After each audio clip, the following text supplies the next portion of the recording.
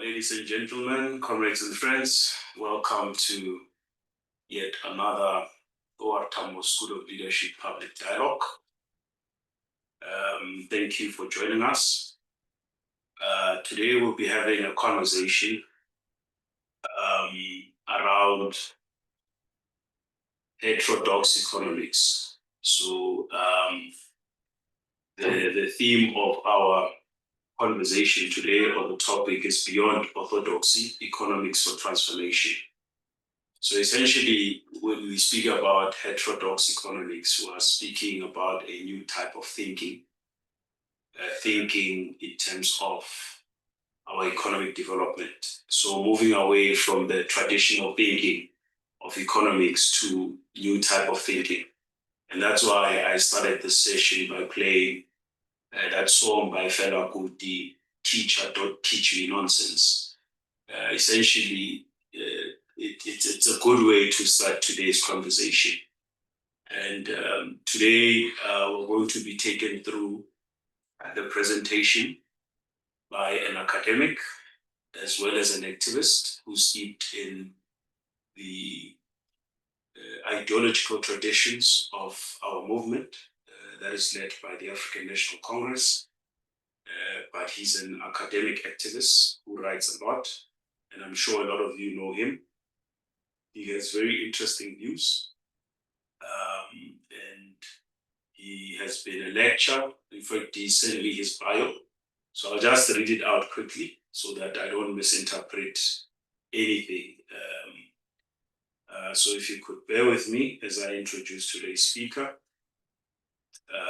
So today's speaker is Dr. Khwezi Mabasa, who is a lecturer and a researcher at the Center of Research in Education and Labor at Khwezi University. He's also a member of the DTIC Ministerial Task Team, Advisory Committee. So DTIC Ministerial ETAT Advisory Committee. Dr. Mabasa has served as the Economic and Social Policy Lead at the Frederick Ebert Stufung, that is FES, South Africa, and a part-time sociology lecturer. He's a former MISTRA senior researcher in the Faculty of Political Economy.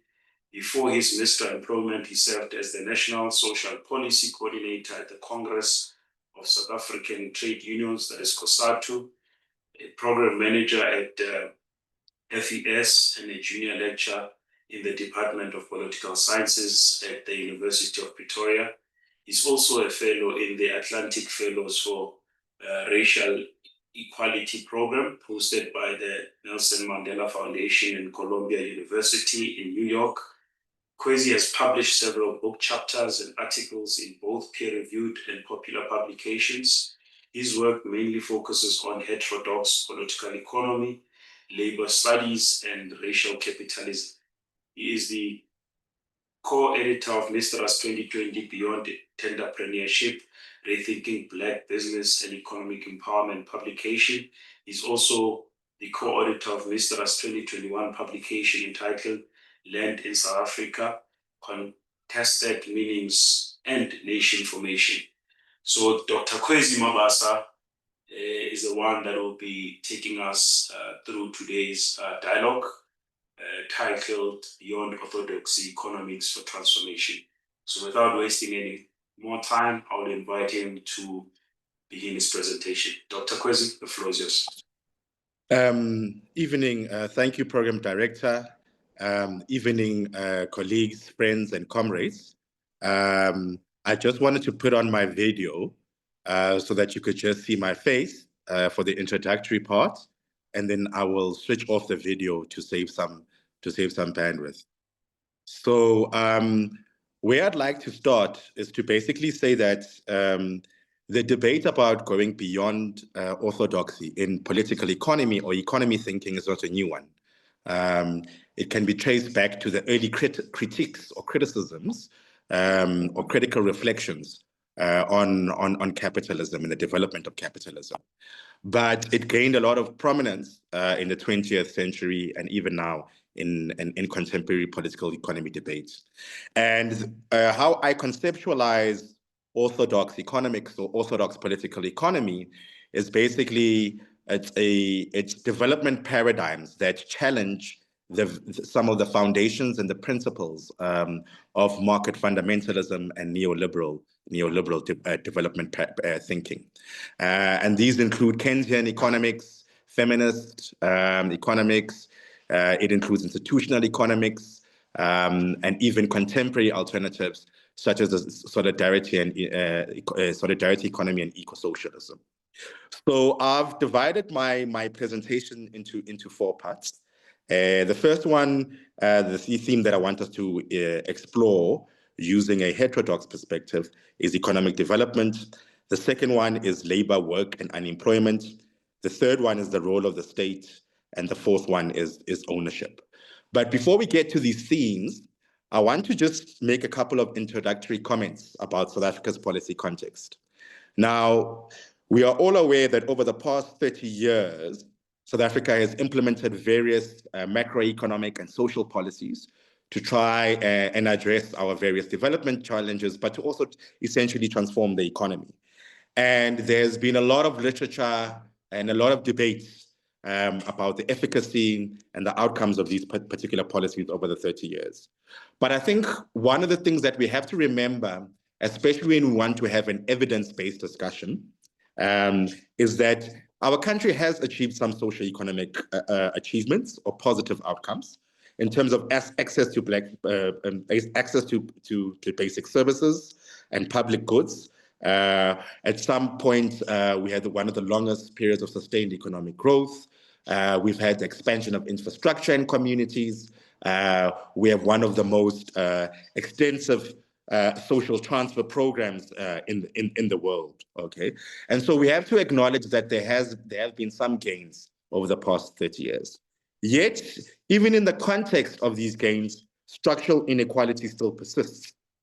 And the problem with this inequality is that it has very clear race, class, and gender dimensions. And one could even add spatial dimensions as well. And this is sort of the paradox or the conundrum that we're trying to deal with, is that you have a country that has achieved some of these basic socioeconomic outcomes that are positive, that I've spoken about, but yet the structural inequality persists, right? And so we have to try and unpack, why does this structural inequality persist in a country that has achieved the socioeconomic outcomes, in a country that is democratic as well?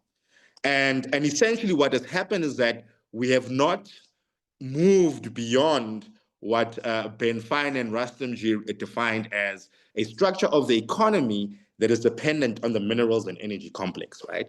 An economy that is mainly organized around mining and the associated industries that have linkages to mining and energy. And so this is one of the things that we want to explore. And this is then important for us to consider, especially when we talk about policy alternatives. We have to talk about them in relation to this context since the transition in the early 1990s. Now, as I stated before, I've organized my themes, my talk around some key themes. And I want us to explore these themes using heterodox political economy or economic thinking, which I've already defined at the beginning of the talk. The first one is around this issue of economic development.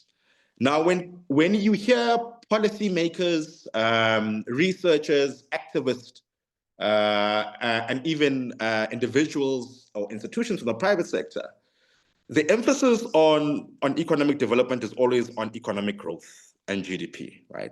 The idea that if a country attains a certain level of economic growth measured through GDP, it will resolve its major socio-economic challenges, right? And it will structure its economy. And so there's this idea that economic growth is synonymous with development, with economic development. Now, what I want to suggest is that heterodox political economy sort of questions that premise or that idea. Because what heterodox political economy teaches us is that economic growth is one important part of development, but there are other important indicators that we need to focus on when we look at economic development broadly, right? And then this explains why, even in cases where you do have sustained economic growth measures in terms of GDP, some countries still experience socioeconomic challenges related to poverty, inequality, joblessness, and uneven spatial development. So one of the key lessons that I think we have to pick up from heterodox political economy and economy thinking is that we have to look at the type or the nature of growth. And when we look at the type or the nature of growth, it means that we don't only look at GDP, but we also look at other important indicators when we debate how far we are in terms of economic development. And some of these indicators include food insecurity, health, employment, inequality, and the level of industrial change in an economy or industrialization. And I think this is important, especially in the South African context, because as I stated before, there were periods where we achieved high levels of economic growth in terms of measuring it in relation to GDP or using GDP, but this didn't translate into sufficient strides in these other areas or indicators of development that I'm speaking about. So what I'm essentially trying to posit here is a wider idea of economic development that includes these different indicators. And I think this is important because, in my view, South Africa doesn't only have a growth problem, as suggested by most policymakers. South Africa has an inequality and demand problem, okay? And until we address inequality and the challenges we have related to demand, we're not going to even achieve those levels of growth that we aspire to. And we're not going to achieve positive movements in these other human development areas that I've spoken of. So in other words, we need a growth model that does not only place priority on just economic growth and GDP, but a growth model that also emphasizes the idea of growth through redistribution, right? And I think that this is important because then you have an economic growth and economic development model that prioritizes key redistributive policies. And this is where I think the debate about policy alternatives around increasing corporate tax, introducing a wealth tax become also important, right? Because these are key elements of redistribution. Another policy alternative, proposal that's related to this is South Africa establishing an incomes policy to decrease the high levels of wage disparities in the labor market. Now, if one looks at our overall inequality studies and analysis, it's clear that labor wage income inequality accounts for the largest portion. I think it's 80%, if I'm not mistaken. And so we have to decrease the levels of inequality in labor markets. Another element that's related to redistribution is the redistribution of assets such as land, and even addressing uneven spatial development.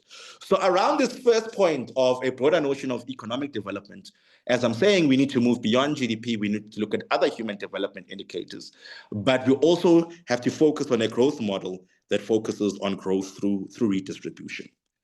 The second point or the theme that I want to speak about using a heterodox lens is a debate about labor, work, and unemployment. Now, as we know, we're all aware about the statistics and the high levels of unemployment in South Africa. We also know that there's a link now between the high levels of unemployment and race, class, and gender inequality in society. And what the orthodox approach to South Africa's unemployment problem has focused on two issues that I want to challenge today. The first one is on this idea of an emphasis on supply-side labor market interventions, right? So supplying individuals in the country with just the required skills, transforming labor market placement systems, right? And trying to match the potential workers with the demands in the economy. And then the second approach has been, okay, we need to make the labor markets more flexible, okay? The labor laws are too strong, the wages are too high, and if we made them more flexible, we would address our labor and unemployment challenges. And both of these measures have largely failed. And I think they've failed because they are based on some of the principles of orthodox economic thinking, particularly an emphasis on supply-side labor market interventions. But also, they've also failed because they are based on what I think is an incorrect interpretation of flexibility and flexible and rigid labor markets. So many people have argued that South Africa's labor markets are too rigid, they're not flexible enough. But this is not true, because if one looks at the structure of the South Africa's labor market, it is multi-layered. So in other words, it is fragmented. There are different types of employment, and the nature of employment is segmented or differentiated, right, on the basis of wages, the nature of employment contracts as well, and the type of work that individuals undertake. But also, only 22% of South African workers are unionized, or the union density in South Africa is only 22%. So what I'm trying to point out here is that actually South Africa has very flexible labor markets if you look at the structure of the labor market as it exists. And even if one looks at reports like the Employment Equity Report, it's clear there that the labor market still is quite flexible and it's not as rigid as people perceive it to be. But we also know that South Africa has also tried to implement a lot of supply side labor market policy interventions that I've alluded to. The skills programs, the labor market and demand matching, which have also not really produced the intended objectives in terms of addressing unemployment. And I think we need to step back and move beyond sort of this orthodoxy in addressing our labor market and unemployment challenge and look at the structural causes of unemployment. And my argument is that the structural causes of unemployment cannot be resolved through the supply side interventions that I've spoken about, or liberalizing labor markets further and making them more flexible. What we have to do is address some of the underlying factors that are driving South Africa's unemployment challenge. And I want to allude or highlight some of these factors. The first one is that the sectors with the highest potential for employment and labor absorption have been declining since the transition to democracy. These include sectors such as agriculture and manufacturing, and manufacturing as well.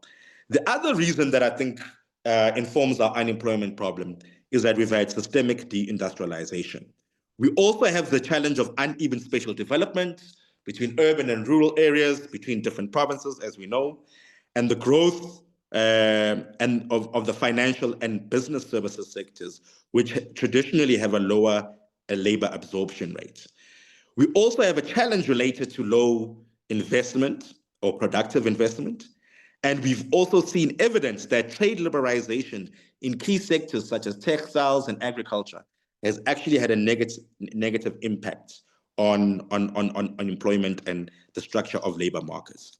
So what I'm suggesting here is that we have to appreciate these underlying structural factors that are driving South Africa's unemployment problem.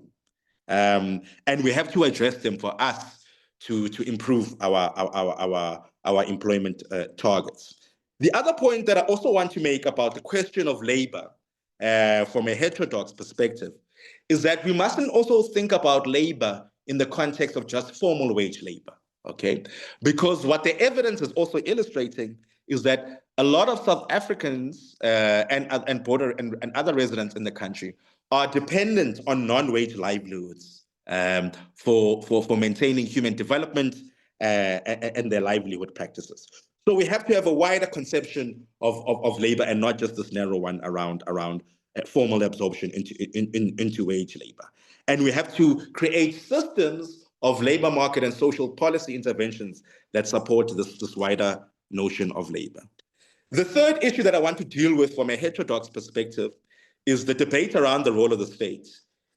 Now, over the past 30 years or so, especially over the past 10 to 12 years, there's been a lot of commentary around the failures of the state, especially in the areas of public service and also corruption, or what is popularly referred to as state capture.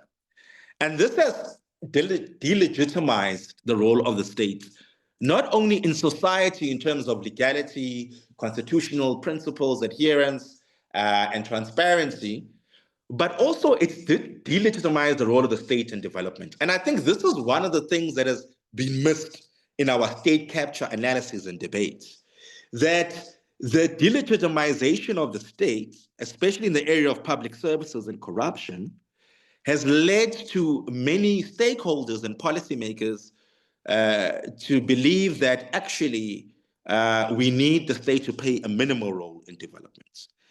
And the assumption here is that the state should play only a regulatory role in development and not necessarily interfere with markets. And now this is quite problematic, right? Because it's not only based on this experience of state capture and the delegitimization of the state in terms of not being able to provide quality public services, but it's also based on some of the fundamental principles of market fundamentalism or neoliberal thinking. And I want to contest this idea, right? And I want to acknowledge that, yes, we do need a capable state. We do need a state that provides services efficiently. We need a legitimate state that adheres to basic principles of good governance, right? But we can't adopt a minimal state if we want to address the structural socio-economic inequalities that we face in South Africa. And the reality is that if you look at economic history and development, is no successful process of industrial structural change or systemic inequality reduction has occurred in the context of a minimalistic role of the state. Even the countries who claim that they developed their countries on the back of a minimal or regulatory state are actually presenting a false proposition. We actually see that they had quite active state involvement in addressing the industrial structural changes and also systemic inequality. So it is very important to sort of reassert the role of the state in development if we're going to approach development from a heterodox perspective, especially if South Africa claims that it wants to create a developmental state. And unfortunately, the main discourse around the developmental state in South Africa focuses mostly on the bureaucratic efficiency, the technocratic competencies of state officials and political officials, which is important, but misses what I would call the active state intervention in economy paradigm or principles that come with the idea of the developmental state. And some of these actionable points of the state include creating employment and public employment. So this idea that we can only create through the employment mostly through the private sector needs to be questioned. The reality is that in the context of a developmental state, the state still plays a significant role in creating employment. The second thing is that the state needs to play another significant role in taking on risks, right, that the private sector wouldn't take on and investments in emerging or new sectors. So what happens is that when there's a new sector or an emerging sectors, most of the time, private actors might be reluctant to develop in that sector. And if you look at the history of developmental states and heterodox political economy, what you find is that a lot of states take on the risks and the investment that's required to catalyze these emerging sectors. But you also need an active state to correct market failures, right? Especially through its regulatory frameworks and policies. Right. So if one example of this is that you need to a state to address issues of an economy that is concentrated, that is not competitive, right? Through competition policy. The other role that you need an active state is also in public ownership, right? And the reason why you need public ownership is because publicly owned enterprises do not function like corporate enterprises. And I want to emphasize this point because often when we debate the performance of state-owned enterprises in South Africa, we normally assess them with a metrics or with a framework that's based on corporate governance models. And I think then we miss the point because that is not the primary mandate of these organizations, right, or these enterprises. These enterprises are supposed to pursue public interest that goes beyond good governance measures that are in the corporate sense, right? They're supposed to create employment. They're supposed to invest in research and development. They're supposed to also support building local value chains, skills acquisitions. And so we still need a role of these publicly owned entities in the economy. And also the last point I want to make about an active role of the state is that the state also invests in research and development. The last thing that I want to explore from a heterodox perspective is this debate about ownership. Now, this is an interesting debate in South Africa in light of the ongoing discussions around the failures to address concentrated ownership institutionally in the economy in terms of companies, right, and institutional investors and mostly listed ones, but also in light of the debates around the relationship between ownership and addressing racial redress, BEE, and inclusive growth. And I think we need to think about ownership differently in all these different areas. The first point I want to make is that we need a BE model that doesn't focus on just share transfers within listed companies in the JSE, right? But a BE model that also goes beyond the idea of just integrating beneficiaries from historically disadvantaged backgrounds into existing companies. So we need a new BE model, right? To address systemic racial inequality in the area of ownership.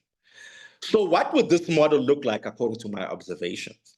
The first thing is that this model would have to link racial redress to other socioeconomic multiplier effects, which include job creations, building local value chains, industrialization, and also addressing uneven spatial development, and also employment creation, okay? The second thing is that this new model must also ensure that it addresses the concentrated levels of ownership in the economy, right? So in other words, you can't have a BE model that fortifies or strengthens the existing market structures in the economy, which unfortunately has happened with the previous BE major transactions. So you need to have a BE model that's tied to improving our competition policy in order to diversify ownership. But you also need a BE model that is not based on just integrating individuals from historically disadvantaged groups into existing sectors within the minerals and energy complex, right? So what we know is that most of the BE transactions the previous years have taken place in mining, finance, and energy, particularly coal mining. But we need to think about BE even in emerging sectors, such as the renewable energy space, all right, and the broader low carbon shift, towards a low carbon economy, and also a BE in the context of digitization, so that we can link the idea of racial redress to innovation and developing new sectors. But we also have to think about BEE in the context also of different forms of ownership. Now, the interesting thing about the BEE Act is that it is clear that it should pursue broad-based Black economic empowerment, which isn't narrowed down to just management control or share ownership, but it includes all these other economic, socioeconomic factors that I'm speaking about. But more importantly, also what it terms as collective forms of ownership. Right. And this brings me then to my second point around ownership, which is the importance of social ownership in addressing structural socioeconomic inequality. Now, the term social ownership refers to forms of ownership in the economy that are not based on the conventional capitalist private property ownership framework, right? And the shareholding model that we're used to. These are collective forms of ownership that mostly pursue public interests that go beyond just profit making, okay? And the ownership in these structures is more vertical and it's more collective, and it involves a lot of bottom-up governance and decision-making. So some examples include worker-led or worker-run and owned factories. It includes community enterprises, cooperatives, right? And other forms of ownership that we need to think about creatively, right? And then the last point related to this debate about ownership is that we have to address issues related to competition policy, right? Because it is quite clear that one of the challenges we have in South Africa is the concentration of markets, right? And we need to strengthen our competition policy objectives and our regulations, particularly the emphasis on public interest clauses, which have both ownership and also employment dimensions. So these are the four themes that I thought I would position today to start our debate and frame our discussion on moving beyond orthodoxy. Thank you, Program Director.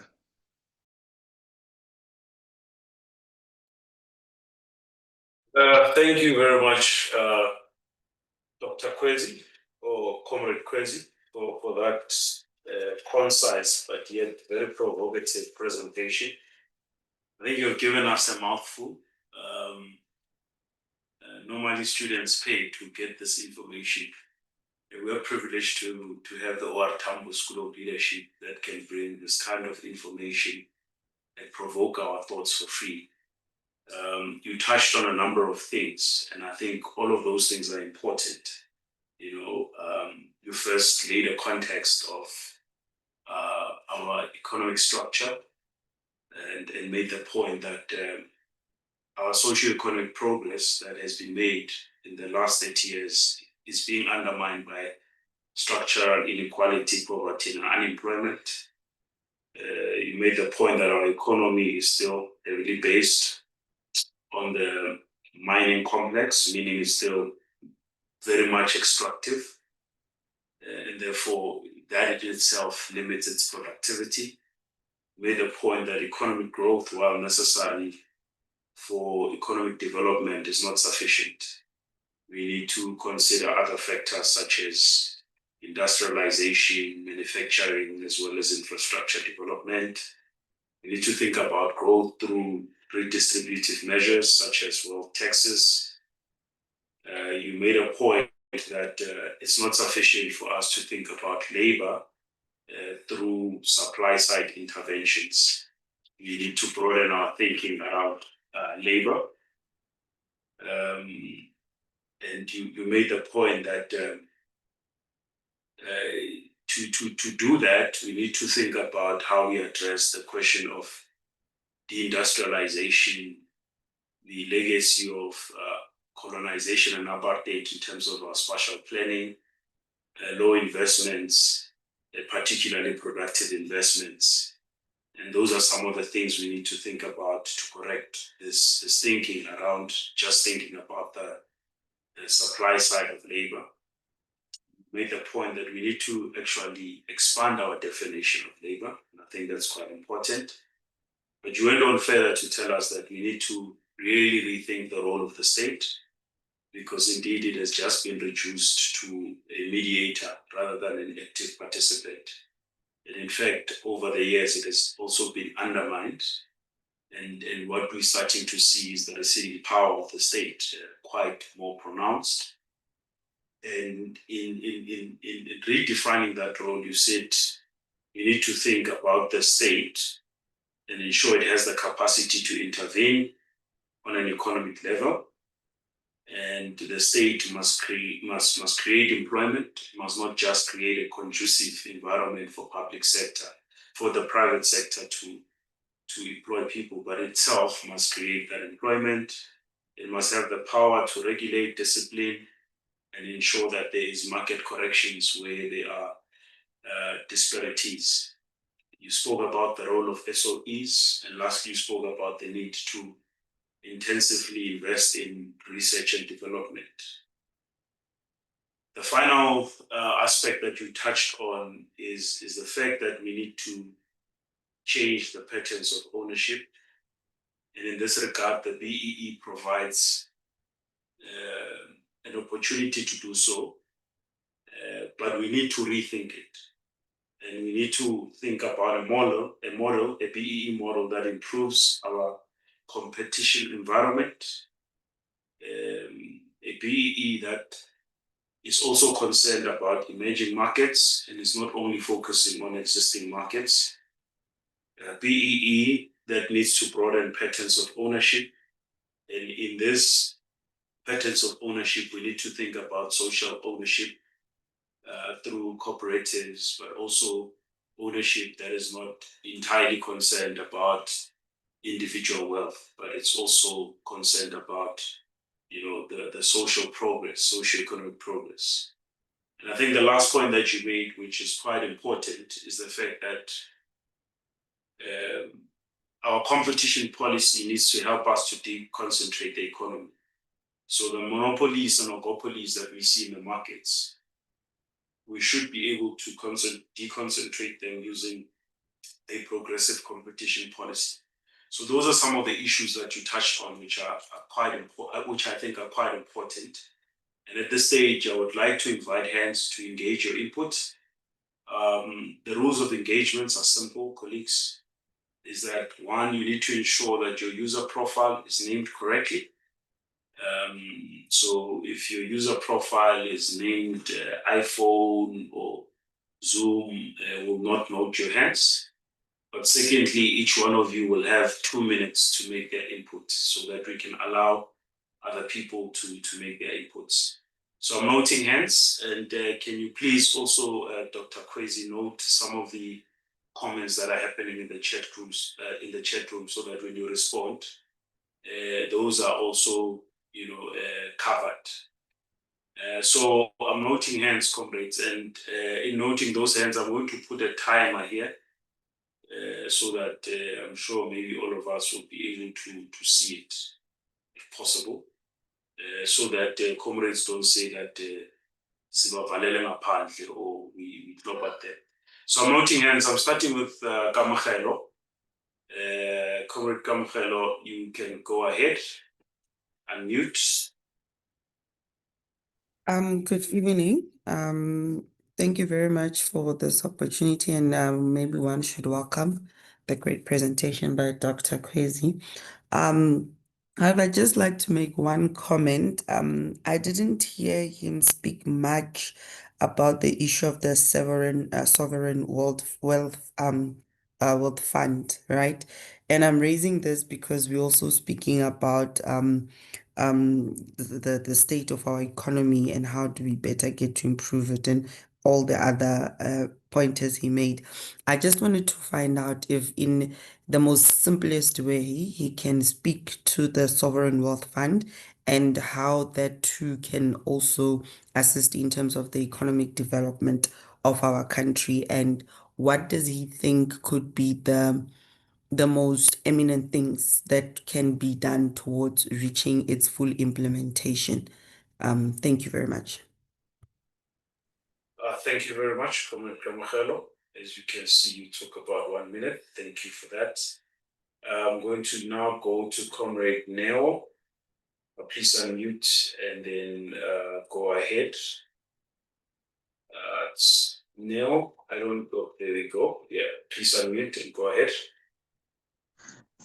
Thank you. Good evening. Thank you to Dr. Khwezi for his presentation. I think the doctor was right. The issue of the economy hasn't grown, especially towards the marginalized, the Black people in the townships. That will always be a problem, and as long as we haven't solved that one, where we get them to be more skilled enough to be able to participate and take advantage of the opportunities being presented. Look, today we still have townships as a dormitory like they were during apartheid. As long as we haven't found a way of improving that, we'll still be left behind. We don't have any production taking place in townships. We don't have any, we still don't have any people exporting goods out of the townships towards other suburbs. Will never go anywhere. So I think the fact that we don't even have recognizable, or should I say, more recognized schools, which are supposed to be the feeder, the training ground of how you build your skills in township, there's always going to be a problem. So once we solve those, I think, which is something that can be done, but we need to take a decision ourselves and also take a risk, like the doctor was saying. How do we fund Black business in order to be able to take advantage of the market economies or the opportunities that are in the economy? Will never go anywhere. So I think if we focus on that, it's a good start to go somewhere. Yeah, thank you. Thank you very much, Comrade Neo, just on time. Now we are going to go to Comrade Mchingana. Please go ahead and mute. Comrade Mchingana, I don't see you anymore.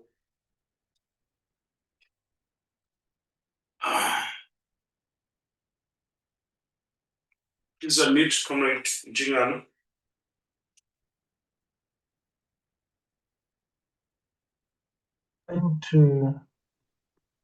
Yes, now we can hear you. Can you hear me now? Okay, I was trying to unmute and then it was writing that the host is the one that allows. Thank you so much, Sheh, for that. Thank you, Doc, for that wonderful presentation. I think it's important. I wish you can speak like for 4 hours, because we have really, as a nation and also in academia, being fed with a neoliberal view of economics and economic policy. There are constraints that you only operate within that particular line of thought. So I'm very much happy you spoke at length with the role of state. But my question is, in the context of South Africa, how would we go ahead into implementing a full scale of new structural economics, whereby I think you might be aware of how it was implemented by the Chinese government, in terms of having the private sector and government working together, having a considerable working partnership towards the economy. Because as you said, the private sector in our country, whenever they see government, they see incompetence and blah, blah, blah. But there's not so much public information on market fit and others. So what is the real challenge there, and how do we solve that? Because as much as we want to move with the issue of government, which I also support your presentation, we cannot run away from the fact that the private sector has capital. How do we solve that particular conundrum? Thank you so much, Chair.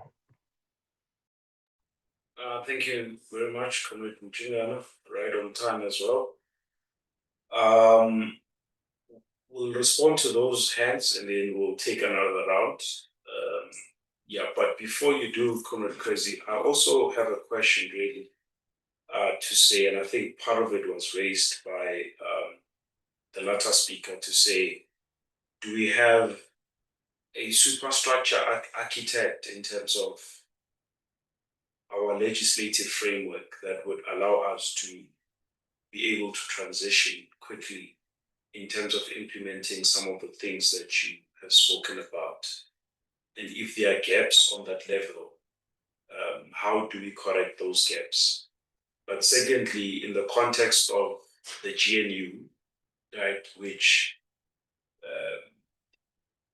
in its composition has forces that are pro-neoliberalism and are pro-orthodoxy, how do we begin to have negotiations that will enable us to negotiate? So what would be the negotiating balance that needs to be struck to create an environment wherein we can implement some of the things that you pose? And lastly, how should the state be structured for it to be able to,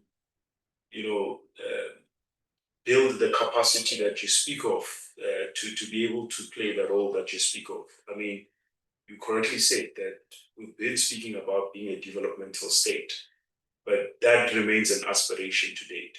So I'm just wondering, is how our state structured the correct way, to enable us to reach that ideal of being a developmental state? And if not, what kind of restructuring is said? Thank you very much. No, thanks, comrades and colleagues for the questions and friends.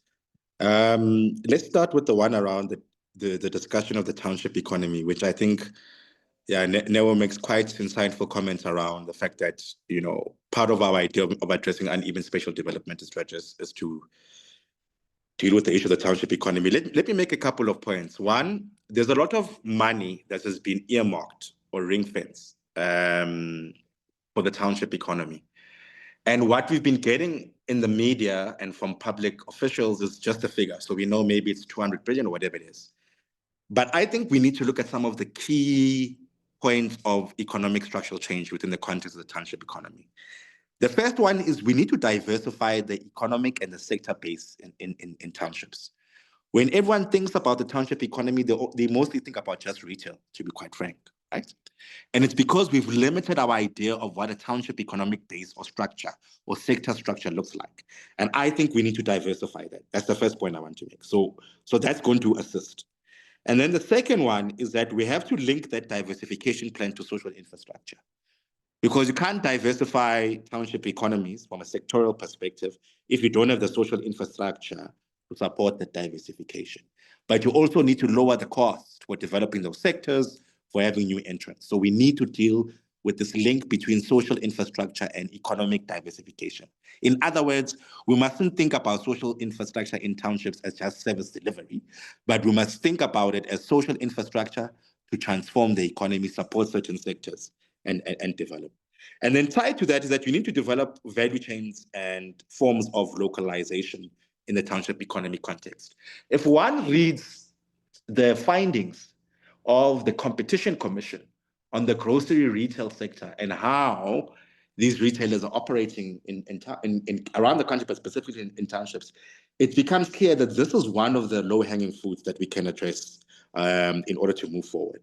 And then I also think that the debate about skills and technology in the context of township-based economies is important, but we can't apply it in a uniform way without appreciating some of the differences or the nuances in a township setting, right? So, for example, what do I mean by this in very simple terms? If you are going to use, let's say, digital tools in the context of the township economy or digitization or digital technology, it has to match the existing economic activity, which includes informal labor, other forms of livelihoods, small entrepreneurship, micro entrepreneurship. So that's very important. Then the issue around the sovereign wealth fund. I mean, firstly, we need to learn lessons from countries that have introduced sovereign wealth fund. For me, the issue is not about how much value in terms of rand value you can, accumulate or generate within the fund. It's actually what is the mandate of the fund? So what are the key public interest targets that you want the fund to achieve? So you want to create a sovereign wealth fund to invest for public interest, and then you have to create a clear socio-economic framework that's going to define that public interest. And it can include jobs, it can include addressing inequality, it can include supporting emerging SMEs. But the point is that for me, that's what we have to look at, the public interest of that fund. Then obviously you have to look at the governance structure to make sure that we don't deal with the challenges that we've dealt with poor governance previously. And then the other issue also is that you can't have a sovereign wealth fund that operates similarly to conventional finance, right? Or conventional financial markets. Because the logic is that you are creating a sovereign wealth fund to pursue public interests and achieve socioeconomic outcomes that aren't based on just conventional returns on investment. So it can't operate like a conventional investment arm, in my view. And then this issue around the private sector. So, I mean, and how do you get this collaboration going with private sector to achieve developmental outcomes that are shared? The first one is that, I want to go back to this idea again of us claiming that we're a developmental state. So if one looks at the literature of a developmental state, when there was collaboration between government or the state and the public and the private sector, it was based on clearly defined reciprocal control mechanisms. So in other words, if you got industrial support from the state, an incentive support from the state, a tax break from the state, a company had to produce clear outcomes in order to keep on accessing that incentive or that regulatory incentive. So in other words, what I'm trying to say is that one of the areas we failed at is that we provide a lot of incentives to the private sector, both regulatory, but also fiscal incentives, industrial, but we don't have clear reciprocal control mechanisms so that we can match the incentive with the outcome that we get in terms of public interest. The second thing is that when we speak about the private sector, we also need to be careful. The private sector in South Africa is not homogeneous. It is heterogeneous. There are different fractions. I'm going to use a Marxist term now, but there are different fractions of capital. So for me, I'm also interested in how the state understands that there are these different forms of private sector actors, and how do you develop adequate policies that are suitable for a specific private sector actor? And I think that's what we need to do. And then also, I think whenever we think also about private sector involvement, it must not be based on this market fundamentalist principle, which is basically the state is establishing a relationship with the private sector just to de-risk and create a conducive environment for private sector activity to happen unfettered. And I'm raising this because there's also a discussion about triple Ps in the country, right? Private-public partnerships. And if one looks at most of those triple Ps, the state takes on a lot of risk at times without adequate returns in terms of public interest. So it needs to be more balanced. And then there was a question that was raised about the issue of the GNU. You know, I think although the GNU has a statement of intent that has certain principles, the reality is that the parties in the GNU interpret that statement of intent differently. And the reason why they interpret differently is because the economic logic and the framework that the parties use is different, right? And that's our fundamental problem. I'll just give you a clear example. So the statement of intent is clear about the fact that we need to pursue redress, equity, address racial inequality, both in labor markets, but also in ownership. And if you look at what the DA says about these debates, you're astonished. So for me, I don't think we're going to achieve any form of policy coherence, coordination, and seamless implementation of socioeconomic policy in the country until we address these divergent views. That's my honest opinion about the GNU. In terms of the issue of state structure and capacity, again, I want to apply a heterodox thinking to this. One, whenever we debate state structure and capacity, we always just look at ethical leadership, governance, adherence to the Constitution, and I think all those are very important principles and we should protect them.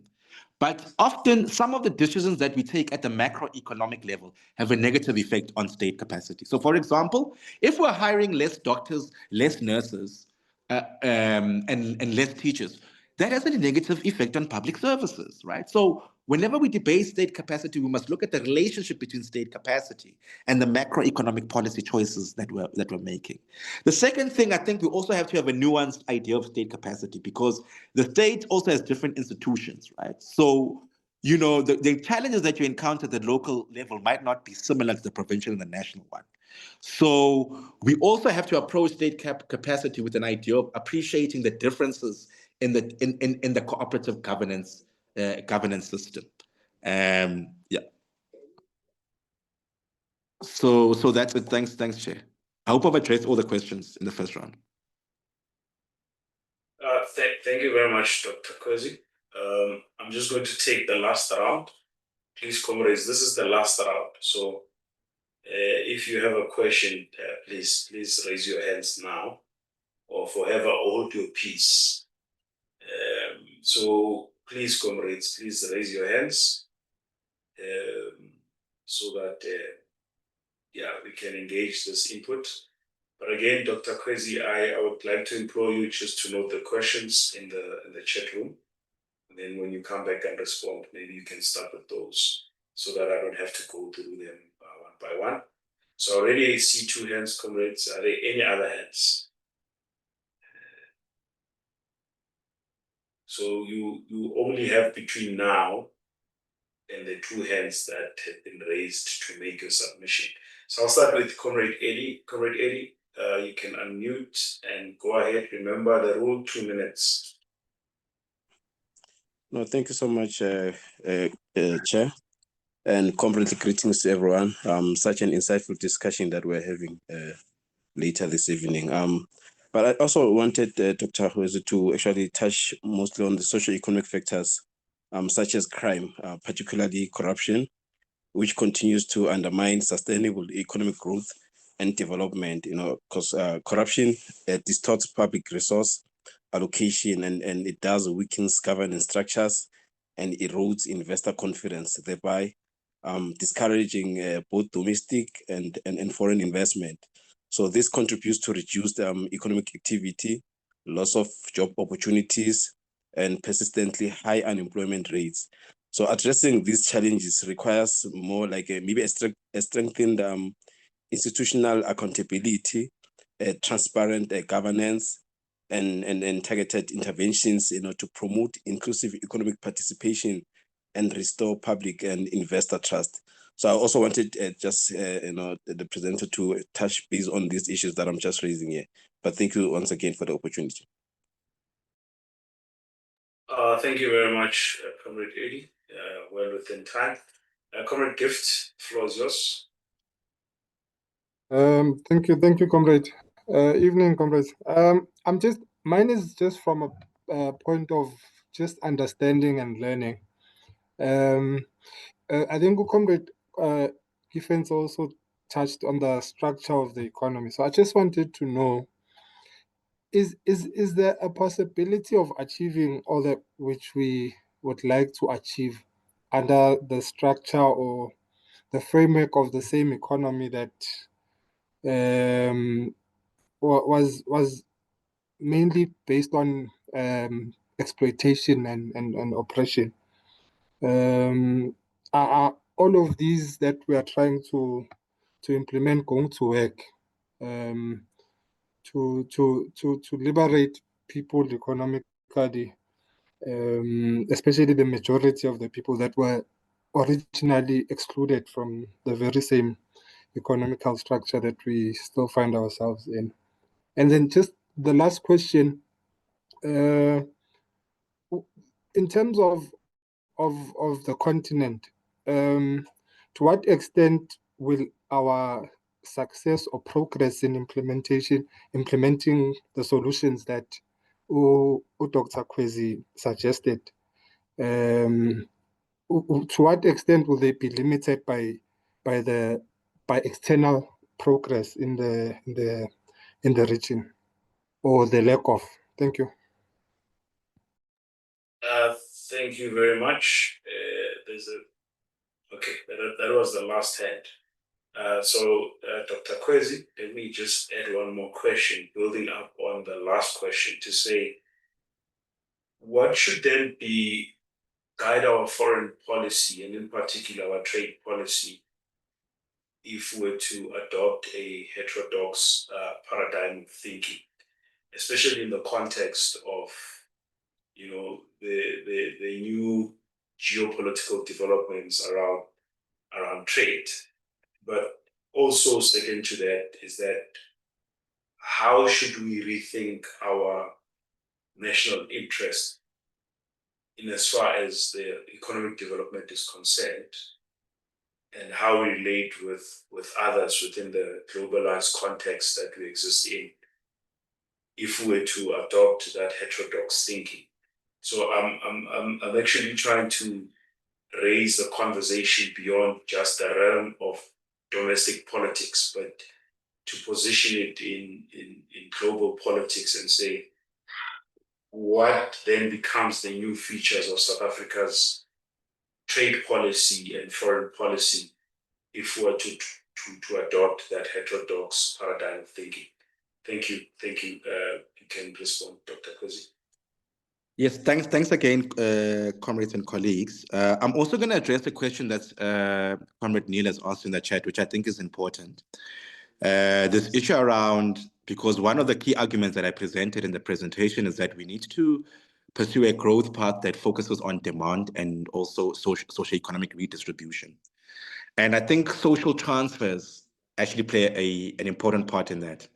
And especially if one looks at the research that's been done by the Institute for Economic Justice and its alliance partners around this issue of social transfers and the impact, even the work that's been done by Black Sash on the SRD grant is quite interesting. Because what we learned from that evidence was, one, that social transfers actually play a huge role in increasing demand in the economy, right? In the sense that they are used to purchase basic goods and services, contrary to popular belief, actually, that people use the money for wasteful expenditure. But secondly, there's also been some evidence that illustrates that social transfers have also been used to support micro enterprises, right? And in some cases, people are also using the transfers to actually look for jobs. So the point I'm trying to make is that it's also important, I think, from a heterodox perspective, to see social transfers as a key lever of inclusion and demand in the economy, looking at the evidence of how social transfers have been spent. And I think this is very important. And I think also this idea of also focusing on households is key, because if one looks at, remember, I said that the main, like one of the key inequality, or the main inequality driver is the issue of labor market inequality. But also if one looks at the recent stats as say household expenditure trends, it illustrates that when we think about the economy, we can't just think at this macro level, but we have to really focus on improving households. And there's some important, I think, international experience of how do you improve livelihoods, income, and basically human development by focusing specifically on household expenditure and economic activity. I think that the issue of can we change the structure of the economy if it was previously colonial? Yes, we can, because we're not the only country that has experienced underdevelopment as a result of colonialism and other form of injustices. So most of these countries, especially in the global south, the developmental states also had colonialism. But this is how they changed the structure of the economy. The first one is that they had a coherent industrial policy. Because when you're speaking about the structure of the economy, you're speaking about the fundamental makeup institutionally between different sectors, how they operate. You're talking about the patterns of development. You're talking about the forms of investment and trade. So the point is that they had a coherent industrial policy. The second thing is that the industrial policy was supported by a trade policy that emphasized sort of restructuring the economy. Okay. And also in these countries, you also had an emphasis on redistribution, right? So the emphasis wasn't only on just GDP, like I said, but also sort of how do you redistribute resources? So we can, if we follow a similar path, and there's a lot of evidence to do that. And then the issue around crime, lawlessness, and its effect on the policy environment. I mean, one can concede that that's important, okay? But I want us to also have a very in-depth discussion about crime. Okay. So for me, the lawlessness isn't just about instability in households or in communities and violence and destruction of public property and the like, or infrastructure. It's also about commercial crime and the negative effect that commercial crime has on economic activity. Profit shifting, price collusion. Those are all elements also that have a negative effect on the policy environment, okay? And I think one of the things that we've learned from the State Capture Report and the Zondo Commission is that the way that we understand crime, lawlessness, and it needs to be broader, because we've seen that some of the key private sector actors have played a huge role in creating this policy environment, which ironically, they also criticized for being characterized by lawlessness. So I take that point, but I want us to have a wider conception of how we address crime and also focus on commercial or crime and how that has a negative effect on South Africa's economic development. I think the issue of trade generally is important, especially trade as it relates to the African Continental Free Trade Agreement, but also the discussions about our trading partners all over the world. But what I want to say is that whenever we look at trade, we mustn't look at just who are we trading with and just, a narrow conception of national security or interest. We must look at what principles are informing that trade. So one of the things I said earlier is that if we enter into regional agreements, economic agreements that support the liberalization of markets, we're going to have the same negative consequences that we've had, right? We've seen the negative effect, for example, of trade liberalization on textiles, agriculture. So for me, what's important is which economic principles inform that trade, okay? And then I think the second thing is also to move beyond this idea of just national security. We also have to look at the impact of trade on other public interest socioeconomic issues, such as creating decent work, the discussion about lowering our carbon emissions, technology transfer, the impact of trade on localization, right? So we need to have a clear socioeconomic framework that informs us. And I don't find this discussion about East or West useful, because most of the time it misses some of these deeper, I would call, socioeconomic framework factors that we should be thinking about in trade, because there's this focus on this notion of East and West. So that's what I want to say. And then I want to say the other important thing that's related to trade is obviously transforming multilateral organizations, right? So this discussion about, the role of the WTO, the role of economic trading blocks and partnership agreements, the regional ones, and the effect that they have also on our economy and how we relate to other countries is also important. So we also have to look at transforming trade in the context of multilateral institutions. I hope I've addressed all the questions, Program Director. Thank you, Khwezi. I didn't hear you speak on the question of our broader national interest. Right? Maybe you might want to be precise on that. Yeah. So my argument is that we need to sort of, unpack what is national interest, right? Because it's contested. And for me, I would say that if we want to look at our national interest, we first have to look at the Constitution, all right? Our Constitution is very explicit about redress, okay? It speaks about redress and then the need for redress and redistribution. Our Constitution is very explicit about the equal access to quality public goods. In fact, someone from the legal field was saying to me that we're one of the few countries where socioeconomic rights are explicitly stated, and there's legislative power and acts meant to drive those. So I think our Constitution is clear about that. Our Constitution is clear about creating decent work.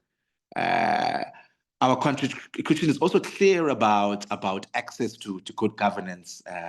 So I think that's where we must start as a debate on national interest, is to look at our Constitution, and then I think we must have also an honest discussion about where we have a clash of how we perceive national interest. How do we resolve it? Okay. Because these debates about BEE, these debates about decent work and labor markets, you can see that different policy actors are prioritizing certain things, right? And we need to bring back this discussion to public interest. And what I'm trying to do is define public interest by looking at the Constitution. Yeah. Thank you, Comrade Khwezi. I would like to end at past, just to check, lastly, if there are no more last two heads before we close. Any other hands? Yeah, I see there's some. I'm just reading through some of the questions in the chat. Maybe I can address one or two of them before we close off. Is that okay, Program Director? Yeah, and maybe just to add one more comment, because I have an interest in this heterodox economics or socio-economic development conversation. Is that there's a heightened polarization around migration in South Africa, and I guess all over the world. And that's why you have people like Trump who use that as a token to ascend into the presidency. Even the other right-wing forces that were contesting either in Germany, in other parts of Europe, this question of migration is really a contentious issue that is being highly polarized. So in the framework of heterodox thinking, how should we think about, or how should we rethink about migration? And how do we rethink about it in a progressive manner that could enhance our economic productivity? That is the question. And then I see Comrade Rudolph. Comrade Rudolph, you can go ahead.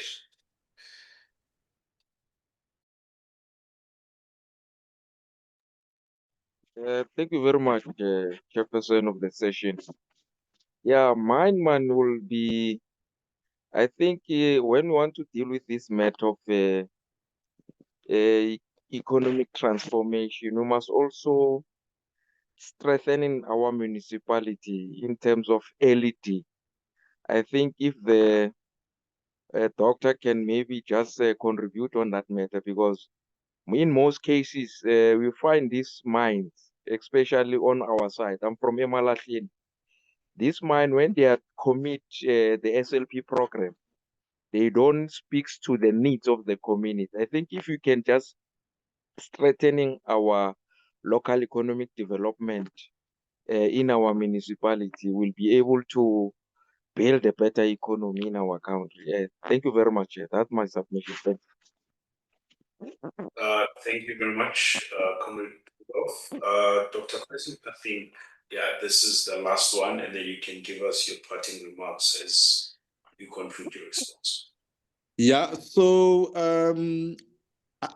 I think the issue of LED is important because whenever we discuss municipal governance, we mostly focus on political leadership, the technical capacity and the qualifications of municipal officials, and the ability to deliver services. But actually, what you also should be focusing on is the relationship between all those dimensions and economic development. So, for example, a simple thing where to start, we have to check, do all municipalities have a coherent economic development strategy? How does that economic development strategy relate to the public service provision that takes place in that municipality, the social infrastructure plans and the likes? That's my first point. But the second thing that we also have to do, and I highlighted this earlier on, is that we have to think about diversifying local economies in municipalities. We cannot have municipalities being dependent on just single sectors. Okay. And now, obviously, you want to take advantage of your comparative resource allocation, whatever it is, but we need to diversify the sectors at the local level. It's very important for economic development. So that's the second key thing for me. And then the third thing is that we have to change our paradigm of the local state. Right now, the local state is reduced, honestly, to a state that just regulates and is a service delivery orientated state. So we need to think about the notion of how do you have the state participate in the economy actively, like I highlighted earlier on, in order to drive this economic change. And one of the ideas might also to think about the idea of local state ownership at the municipal level and how that relates to other developmental objectives. The other thing I want to say about the municipalities and economic development. Municipalities also can address some demand challenges, right? Or some barrier challenges at the local level because they have substantial procurement budgets. So why are we not linking those procurement budgets to LED? Why are we not linking them to diversifying local economies, right? So that we don't see municipalities as just entities that are there just to collect rates and taxes, and just issue bylaws. Okay, so those are some of the ideas I have around this issue of LED, and which includes, by the way, diversifying the fiscal revenue source of municipalities. I'm just trying to think of the other question that you asked, Ifensa, sorry, it just escaped my mind. You asked a question now. Around migration. Oh, yes, yeah, migration. Look, I think the reality is that the history of the global economy has been built on migration. It's a fact, right?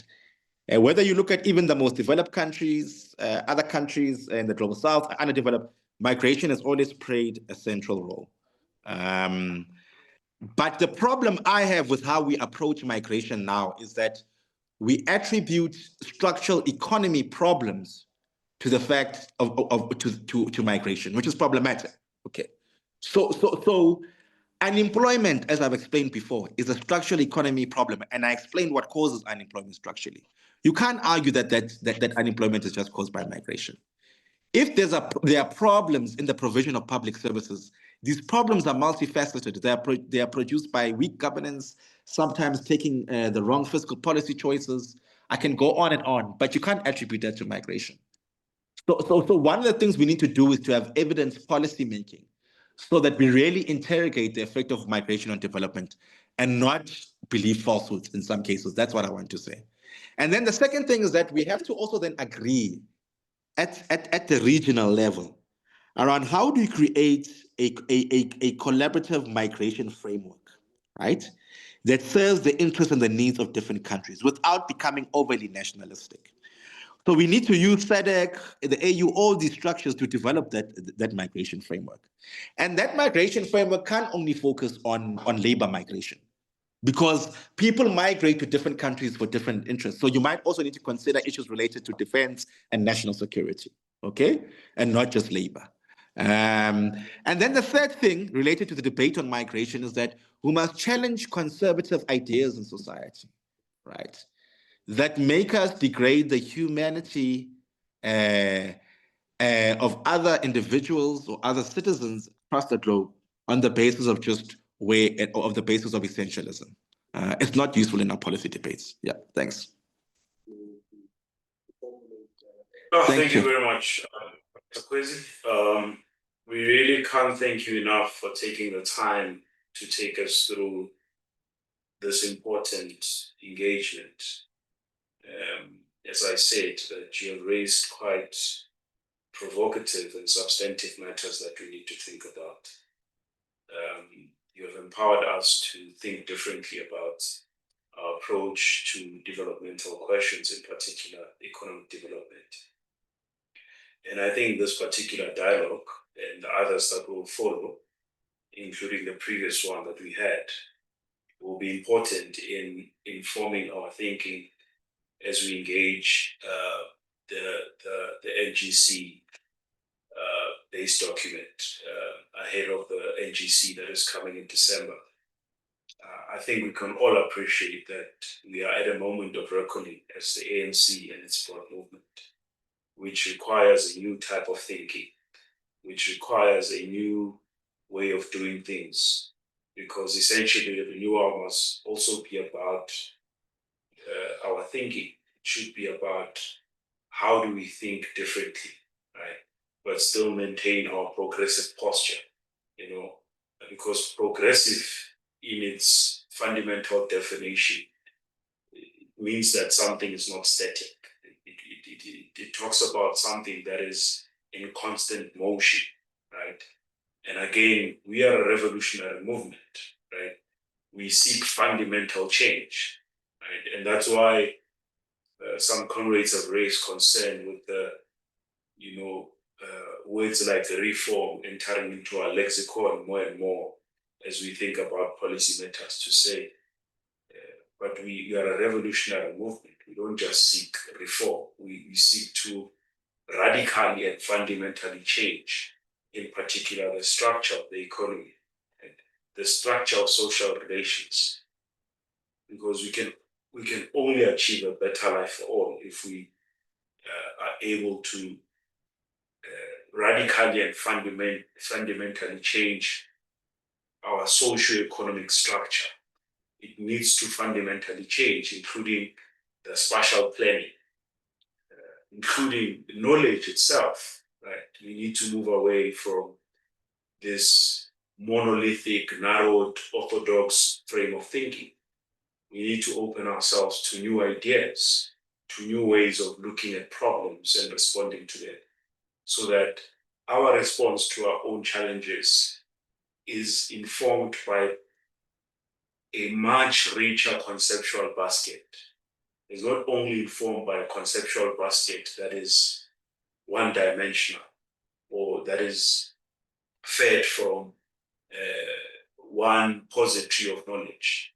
It needs to be informed by a diversity and a broadened repository of knowledge, so that at the end of the day, when we come up with solutions, we come up with sustainable solutions, we come up with relevant solutions and impactful solutions. So with that said, thank you very much, Comrade Khwezi, for taking the time. This session is recorded and we're going to post it on our YouTube channel so that comrades can refer to it. We'll share the link as we did with the last one. So next week, comrades, we're likely going to have a conversation around rethinking the role of state-owned enterprises, right? So essentially, if you look at the two sessions that we have, last week's one and this one, you can sort of call them laying the land and actually giving us some sort of a table of content of the issues that we must discuss.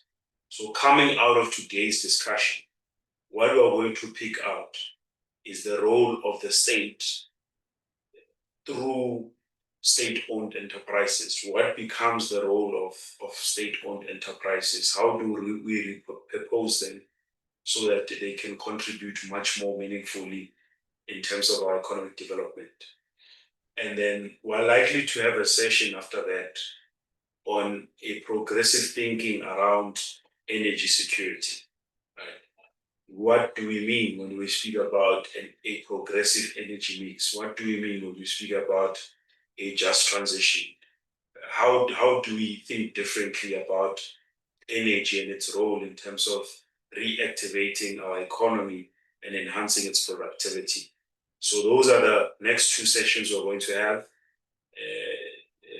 We may be a bit flexible, depending on whether the people that we want to give us input on these topics are available or not. Right? We might have a situation where instead of the one on state-owned enterprises coming first, we then have the one on the question of energy. So just stay tuned on our social media pages. Be on the lookout for what is next.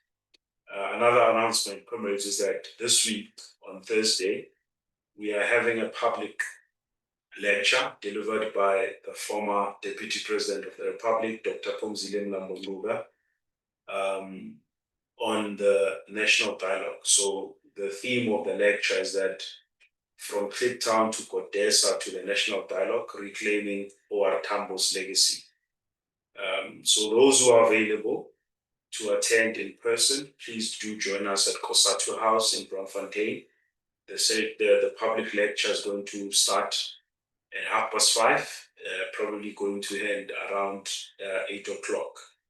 So we invite you to join us. Those who can't join us physically will also share on our social media platforms the Zoom link to join us virtually, but we'll also stream it live on our YouTube channel and Facebook page. So those are the announcements, comrades. The last one is that we do have a social media campaign. As you all know, this is OR Tambo Month, where we are profiling the legacy of OR Tambo, just highlighting different facets of his leadership. Please do engage with that particular digital campaign to learn one or two things about President OR Tambo, who's the longest serving president of the ANC. So with that being said, comrades, I would like to thank you very much for taking the time to join us, for engaging in this session. We truly appreciate your participation. I think the highest number that I saw of participants must have been around 90, if my attention span was, or my concentration was not all over the place. I think the highest I've seen is 90 participants. So we truly appreciate that, comrades, because these dialogues are not just for us to engage, but they then become a knowledge repository for posterity, right? Future generations, leaders of tomorrow can always refer to them and ask themselves, what was the thinking at that particular time? And be able to get these dialogues as part of the knowledge that developed in this current epoch. So we truly appreciate it, and we don't take lightly your participation. We invite you to please keep supporting these dialogues, keep engaging in them, inform other comrades that every Monday we do have a Mukhabula session at the OR Tambo School of Leadership, and we are discussing really substantive matters that will help us deal with the many challenges that we're facing in the party, in the movement, and in society. With that being said, thank you so much, comrades. Enjoy the rest of your evening. Until we meet next time on Monday, same time, same platform.